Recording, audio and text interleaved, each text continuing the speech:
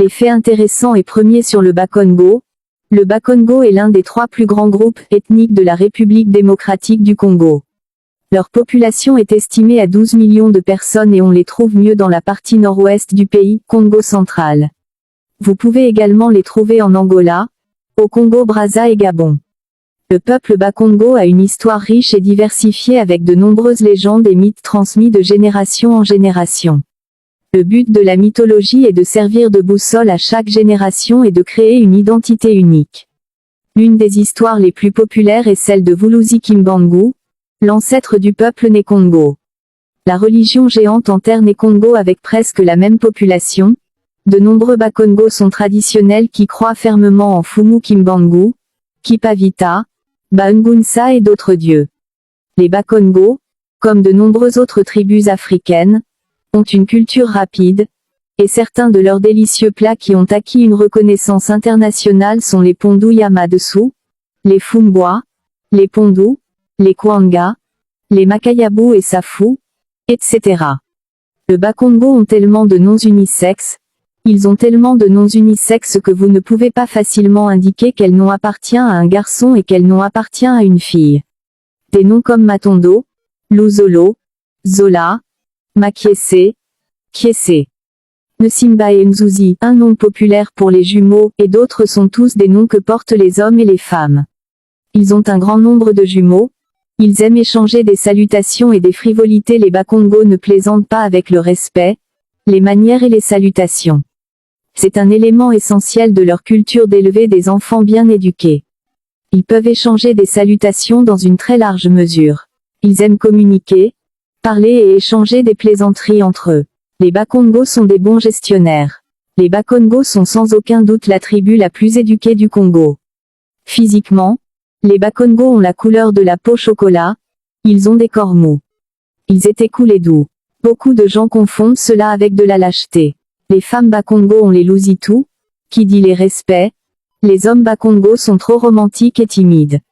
Si vous n'avez jamais assisté à une fête Bas-Congo, vous n'avez jamais assisté à une fête. Ils adorent faire la fête, danser, boire et socialiser les uns avec les autres. Timari Mizamu, Tuzolana, qui dit « Aimez-vous les uns les autres, même lorsqu'ils n'ont pas grand-chose ». Ils parviennent à économiser pour une fête et il n'est pas surprenant que la nourriture et les boissons soient toujours en abondance lors de ces fêtes, même pour les étrangers. Les gens de cette ethnie se sont également distingués dans les domaines universitaires, agricoles, technologie, musique, art et culture. Ils ont la plus grande ethnie de la musique au Congo-Kinshasa. Près de 85% des célébrités congolais qui ont obtenu une reconnaissance internationale étaient des Bas-Congo. Quelques exemples sont Luambo Makiadi, Simaro Lutumba, Madilu, Joski, Defao, Carlito, Pongolov, Vekiskia Mangana, les frères Soki, Ferregola, Nino, Zola, Tiakola, Marie Mizamu, Laure Mbongo, Debaba, Matou Samuel, José Nzita, les Kunda Sisters, Cindy et la liste peut s'allonger encore et encore. Bas-Congo ont le premier universitaire congolais. Paul Panda. La première universitaire féminine et politique est Sophie Kanza. Le premier diplômé congolais en Belgique Thomas Kanza.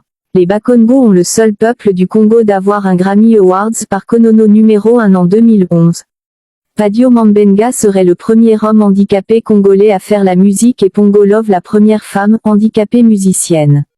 Le premier président fut Mukongo Kasavubu, le premier ministre noir en Kinshasa Mbuta Kanza. Nzeza Landou, Tata Vital Mwanda, Kiena, Raymond Bikebi, étaient tous dans l'alliance de Bas-Congo pour la lutte de l'indépendance, des héros mais restés dans oubliettes. L'écrivain congolais le plus lu en Congo-Kinshasa Zamanga Batukezanga. Mwanda Semi fut le plus premier chimiste, philosophe et politicien religieux à avoir écrit plus des 200 livres et un grand leader né Congo. Kipyanga Mahania reste sans doute le grand historien congolais PhD en histoire et sciences politiques, licencié en sciences politiques et administratives. Ils ont le grand musicien congolais de tous les temps sans doute Luambo Makiadi Mukongo du Sonabata. Le premier évêque du Congo fut Pierre Kimbondo. Amiral Mavoa Moudima fut le premier amiral congolais formé par les Belges. Le premier acteur congolais à jouer à Hollywood, dans plusieurs films tels que dans le film Congolia est Osgutin Dokolo, père de l'homme d'affaires Syndicat Dokolo. Le premier capital de la République démocratique du Congo fut au Congo central et Boma. Simo Pierre Boka et Joseph Lutumba sont les deux compositeurs de deux hymnes debout congolais et la zaïrois. Le premier sculpteur et premier étudiant congolais à l'Académie des Beaux-Arts est André Loufoy. Le premier gouverneur de la Banque centrale fut André Ndélé. Le premier bourgmestre noir de la commune de Ngiri fut Diomi Ndongala. Le premier étudiant congolais aux États-Unis fut Stéphane Vamba. Le premier Congolais a obtenu PhD en économie et agricole fut Mawampanga Mwanananga, inventeur de l'écriture Madombe et Wabela Diopayi. La première personne à avoir fait la musique et joué football fut Mayola Mayoni. La toute première école privée au Congo-Kinshasa est école Massamba, créée par Luyei Massamba. Le tout premier député franco-congolais est Martens Bilongo.